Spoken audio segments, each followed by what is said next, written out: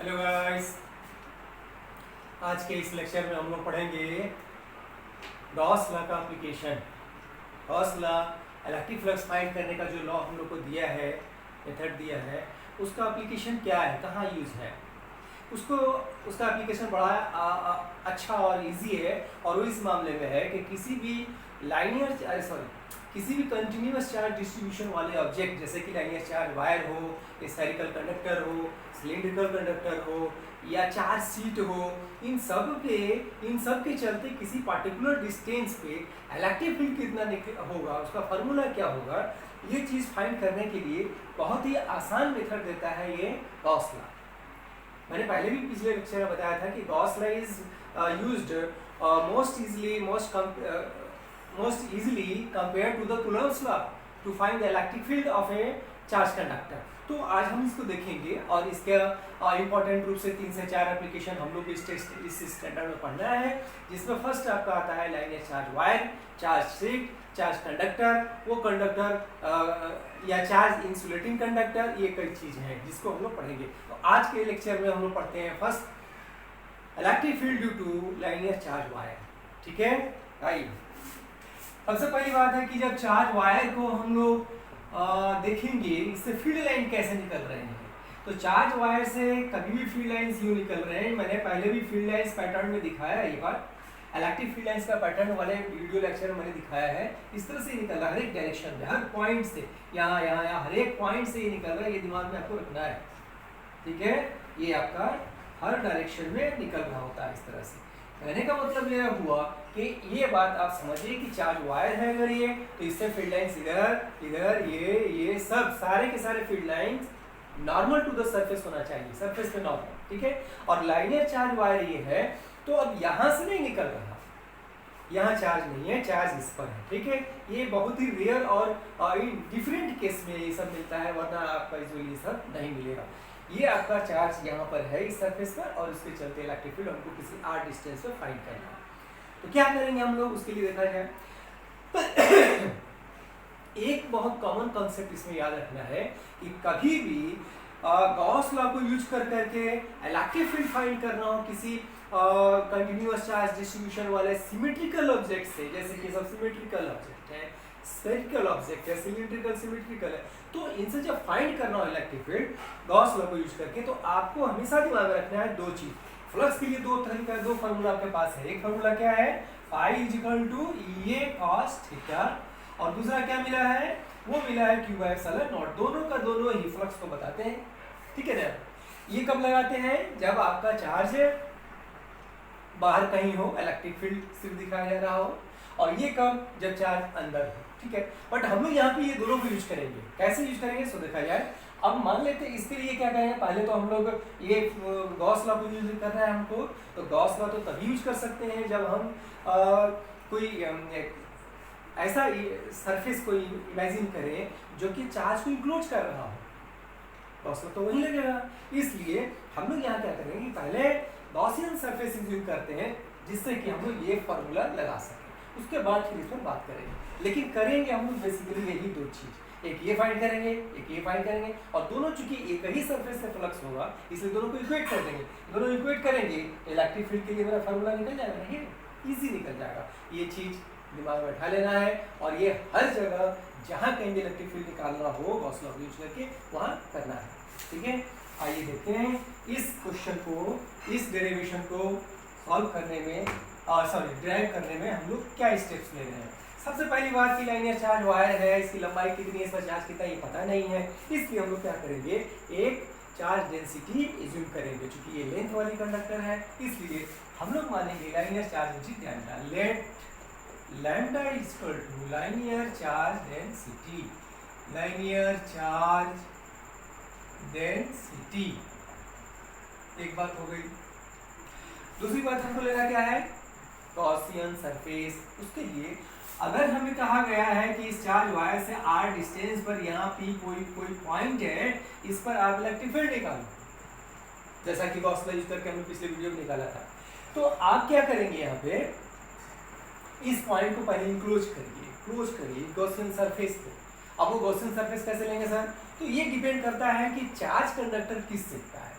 ये सेम आपका क्या है, लाइनियर चार्ज है, लाइन वायर है लेंथ में, इसलिए आप भी एक सिलिंड्रिकल सरफेस एज्यूम करिए और इसको लेता हुआ, इस पॉइंट को लेते हुए आप इतने रेडियस का एक एज्यूम करिए और ये आपका हो जाएगा। इसको दूसरे कलर से डिनोट कर दें जिससे कि विजिबिलिटी थोड़ी अलग हो जाए। ये आपकी हो गई Gaussian surface of radius r।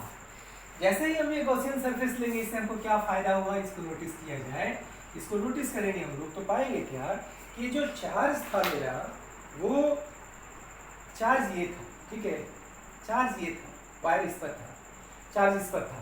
इस पर हमने इस पॉइंट पर बोला कि इलेक्ट्रिक फील्ड फाइंड करिए। हमने क्या किया, गॉसियन सरफेस लिया, सिलिंड्रिकल को इनक्लोज कर दिया। कैसे, ये गॉसियन सरफेस है, मान लो इसको मैंने डाला, ये आपका इनक्लोज कर दिया इतने पार्ट को। इतने पार्ट को जब इनक्लोज कर दिया तो अब इस गॉसियन सरफेस पे के अंदर इतना, जैसे कि ये पार्ट इतना, जितना इस पे चार्ज होल्ड हो रहा है वो सब का सब चार्ज अब कहाँ आ जाएगा, आउटर सरफेस और यहाँ आउटर सरफेस पर आ जाएगा। मतलब ये हुआ कि ये सारे चार्ज यहाँ आ गए इस चारों तरफ। तो अब फील्ड लाइंस जो यहाँ से चल रहे थे, इस वायर से जो चल रहे थे, अब वो कहाँ चलेंगे, यहाँ चलेंगे। ठीक है, समझ रहे हैं सब। तो इस तरह से यहाँ से मान लीजिए इलेक्ट्रिक फील्ड जा रही है, यहाँ से यहाँ से यहाँ से। अब दूसरी बात, इलेक्ट्रिक फ्लक्स फाइंड करने के लिए जब ये cos थीटा हम निकालेंगे तो एक इलेक्ट्रिक फील्ड मान लीजिए इस पॉइंट पर हमें अप्लाई कर रहे हैं ये cos थीटा के लिए, तो ये इलेक्ट्रिक फील्ड और यहाँ पे नॉर्मल डालेंगे ये वेक्टर के लिए, तो ये दोनों सेम डायरेक्शन में जा रहे हैं, इसलिए यहाँ पर क्या हो जाएगा, ये cos थीटा पॉजिटिव, ये cos थीटा, ये यहाँ आएगा, हर जगह जहाँ भी आप इलेक्ट्रिक फील्ड डालोगे और नॉर्मल डालोगे ये वेक्टर के सेम डायरेक्शन होगा, इसलिए हर एक पॉइंट सरफेस से ये बन रहा। तो मतलब सीधी सी बात क्या हो गई कि एक जगह का इलेक्ट्रिक फील्ड ई ले और इसके पूरे सरफेस जो 2πr कब सरफेस से क्योंकि फील्ड इसी से निकल रहा है, ठीक है ना। तो ई इलेक्ट्रिक फील्ड और इसका टोटल सरफेस एरिया 2πr से मल्टीप्लाई कर दें तो इससे कितना फ्लक्स निकल रहा, वो निकल रहा है ई cos थीटा रूल से एक फ्लक्स निकल गया। अब इसके अंदर कितना चार्ज इनक्लोज हुआ है, तो इतने चार्ज, इतने वायर का चार्ज ले लें, वो आपका लैम्डा के फॉर्मूले से और क्यू एप्सिलॉन नॉट को पुट कर दें। अब ये दो फ्लक्स हमने फाइंड कर लिए तो उनको इक्वेट कर दें, इजीली निकल जाता है। इस तरह से आगे देखा जाए तो अब जब ये चार्ज यहाँ पर आ गया तो सारे फील्ड लाइंस तो वैसे चलेंगे ना, यहाँ से या बाहर की ओर या पीछे की ओर, इधर की ओर, ये सब आपके चलेंगे। क्या है ये सब, इलेक्ट्रिक फील्ड। किसके चलते, ये जो चार्ज था वो यहाँ आ गया इसके चलते, ठीक है। अच्छा, इस सरफेस पर अगर हम लोग डालें नॉर्मल तो ये नॉर्मल हो गया इसी के डायरेक्शन में, थीटा क्या दे रहा है 0 डिग्री। यहाँ नॉर्मल डाल दें, इलेक्ट्रिक फील्ड है ये, यहाँ नॉर्मल डाल दें कैप तो थीटा कितना दे रहा, 0 डिग्री दे रहा। ये बात हो गई। तो कुल मिला करके कट सरफेस एरिया से इसका फ्लक्स बढ़ता हुआ दिख रहा है। अब ये देखा जाए कि ये दोनों सरफेस क्या रोल प्ले कर रहे हैं। ये दोनों सरफेस में हम लोग देखते क्या है कि इस पर अगर हम लोग, यहाँ तो चार्ज है नहीं, इलेक्ट्रिक फील्ड इधर जा नहीं रहा, जो इलेक्ट्रिक फील्ड जा रहा है आपका सब ऐसे जा रहा है, इधर जा रहा है, इधर जा रहा है, इधर आ रहा है या पीछे क्यों जा रहा है, ऐसे कोई नहीं जा रहा है, नीचे कोई नहीं जा रहा क्योंकि चार्ज यहाँ पे नहीं है, ठीक है। इसलिए जब हम नॉर्मल डालेंगे यहाँ एरिया वेक्टर के लिए कैप, तो ये थीटा कितना दे रहा, ये थीटा जो है इस इलेक्ट्रिक फील्ड के साथ लेंगे हम लोग एंगल, क्योंकि इलेक्ट्रिक फील्ड तो इसी डायरेक्शन में है, इधर तो है नहीं, तो इसके साथ क्या बना रहा है 90 डिग्री। ठीक उसी तरह से इधर भी अगर हम लोग निकाले एरिया वेक्टर दें तो थीटा कितना बन रहा है 90 डिग्री। इसलिए इन दोनों से अब फ्लक्स कितना हो जाएगा, तो ए लेंगे एरिया, ई ए cos 90 0, ई ए cos 90 0। तो ये दोनों सरफेसेस से कोई फ्लक्स नहीं बन रहा। फ्लक्स बनने में जो भी रोल प्ले कर रहा है वो कर सरफेस एरिया प्ले कर रहा है, ठीक है। अब आगे हम लोग दोनों तरीके से फ्लक्स को फाइंड करके इक्वेट करते हैं। आप यहाँ पे करिए cylindrical Gaussian surface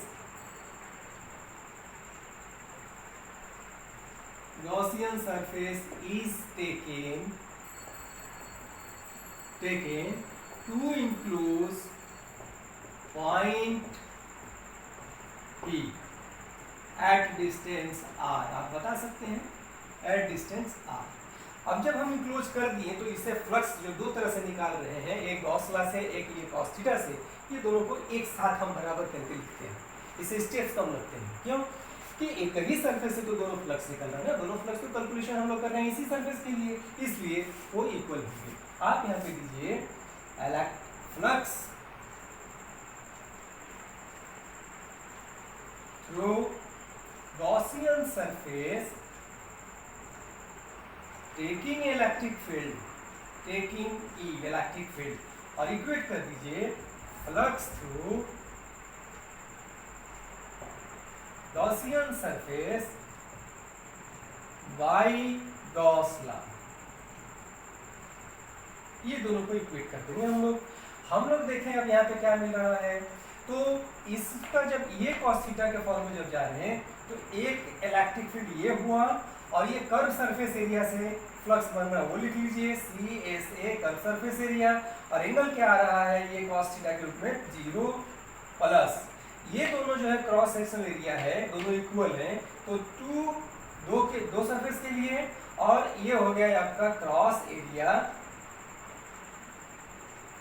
area into कितना देंगे अब यहाँ पे cos 90 डिग्री, क्योंकि दोनों 90 बना रहे हैं, और इक्वल में आप ये क्या लिखेंगे Q अपॉन एप्सिलॉन नॉट, कहाँ से फ्रॉम गॉस लॉ इक्वेट कर दीजिए। अब उसके बाद यहाँ से 2 स्टेप्स में आपके डेरिवेशन इसके हो जा रहे हैं। ये देखिए यहाँ से आप आगे चलिए, this is E into curve surface area इसकी क्या हो जाएगी तो 2 पाई r l, सपोज कि इसका लेंथ हमने l लिया, ठीक है, कुछ भी ले सकते हैं यहाँ पे लेंथ, इसके लिए कोई आपका बाउंडेशन नहीं है। तो ये हो गया, और cos 0 की वैल्यू 1 हो गई, प्लस यहाँ पे वैल्यू क्रॉस सेक्शनल एरिया वाला केस में चाहे जो भी एरिया हो उसमें मतलब है, बट थीटा जो एंगल है वो 90 डिग्री है, इसलिए टोटल आपका वैल्यू क्या बना रहा है 0, इसलिए आप 0 लिखे यहाँ पे, और Q बाई एप्सिलॉन नॉट जो गॉस लॉ से आया था वो आपने लिखा है यहाँ पे। इसके अंदर चार्ज कितना इंक्लोज हो रहा है, चार्ज यहाँ पे हो रहा है लाइनियर चार्ज डेंसिटी लैम्डा था, तो इसकी लेंथ कितनी है यहाँ से यहाँ तक L, तो ये हो गया लैम्डा इंटू L, इतना चार्ज इसके अंदर इंक्लोज्ड है, इसलिए Q की जगह पर हम लिखेंगे lambda L upon epsilon not. इस तरह से अब हमारे पास क्या बच रहा है, इलेक्ट्रिक फील्ड निकालना है, इसको यहाँ छोड़ दीजिए, बाकी सबको ट्रांसफर कर दीजिए। This is it gives lambda L upon 2 pi r l epsilon naught, L being cancelled out, and finally it remains 2 pi epsilon naught r, और E is equal to lambda upon 2 pi epsilon naught r। ये आपका electric field due to charge wire है, जो कि हम लोग Coulomb's law से भी फाइंड किए थे पिछले वीडियो में। अब यहाँ पे बहुत इजी मेथड लगा, आपने देखा 2 से 3 स्टेप में ये डिराइव हो गया, बहुत आसान तरीके से। गॉस लॉ की यही बहुत अच्छी चीज़ है, प्रॉपर्टी है हम लोग के लिए कि बहुत आसान तरीके से इलेक्ट्रिक फील्ड डिराइव कर लिया जाता है। नेक्स्ट हम लोग देखा जाए थोड़ा सा यहाँ पे कि इलेक्ट्रिक फील्ड डिस्टेंस के साथ क्या रिलेशन रख रहा है। क्लियरली यहाँ पे देखिए, ये सबको कांस्टेंट बना दिया जाए तो E प्रोपोर्शनल 1/r। ग्राफ में अगर देखा जाएगा तो this is electric field on this axis and distance on horizontal axis, the relation is inverse relation, therefore you can write this way, this is the graph, this is the variation of electric field due to charge wire। यहाँ तक हम लोग रखते हैं आज का इस derivation को कंप्लीट करके, नेक्स्ट डेरिवेशन नेक्स्ट एप्लीकेशन हम लोग नेक्स्ट वीडियो में, वीडियो इससे लंबा होने का डर नहीं है, हम आसानी से उसको देख सकते हैं, उसको समझ सकते हैं। Thank you.